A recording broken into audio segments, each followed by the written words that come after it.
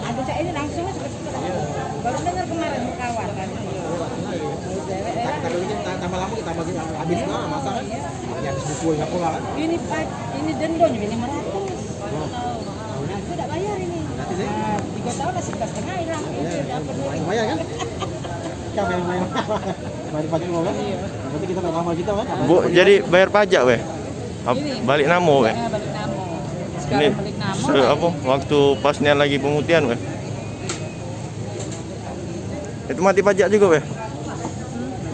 Berapa tahun bu? Nah, tidak tahu berapa tahun ini.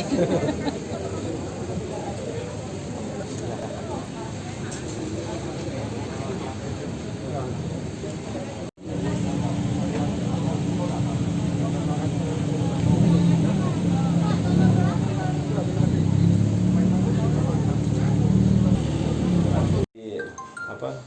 R2. Dir, kalau sejauh ini peningkatan yang sejak adanya pemutihan ini seperti apa? Peningkatan berapa persen lah? Kenapa? Peningkatan sejak adanya pemutihan ini ada berapa banyak? Kita memang untuk pelayanan dalam masa pemutihan ini memang mengalami peningkatan. Artinya masyarakat yang punya kendaraan yang mati pajak itu berupaya untuk menghidupkan kembali. Itu efeknya memang dirasakan oleh masyarakat ada. Berapa persen apa dia? Bisa 200-300% itu dari hari biasa. Sangat banyak karena banyaknya orang mengurus kendaraan itu. Jadi tadi saya bilang jadi selama 22 hari berlangsung itu sebanyak 35.000 kendaraan 543 unit yang kita proses itu. Itu terdiri dari roda 2. Roda 2 dan roda 4. Pak Dir, ini kan sepanjang Desember nanti akan habis ya, pemutihannya. Ya. Nah, diprediksi puncaknya itu bulan berapa, Pak? Saya yakin masyarakat kan kalau Desember kan sibuk di ini ya, ada pilkada itu ya. Mungkin sekitar di bulan-bulan 3 bulan dari awal ini mungkin saya yakin ramainya masyarakat di situ lah. Bulan Agustus, September, Oktober itu. Jadi ini ada kemungkinan setelah akhir Agustus akan ada perpanjang Pak? Kenapa? Bakal diperpanjang sampai Kemungkinan diperpanjang sampai bulan Desember. kemungkinan perpanjang ya.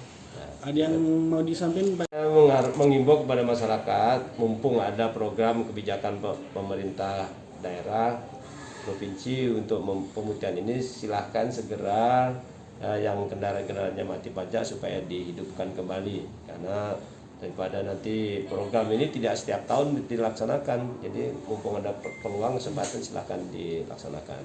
Kemudian pesan dalam menghadapi COVID ini ada 3 protokol yang harus ditepati lah. Jaga jarak, gunakan masker, dan selalu jaga kebersihan. Itu.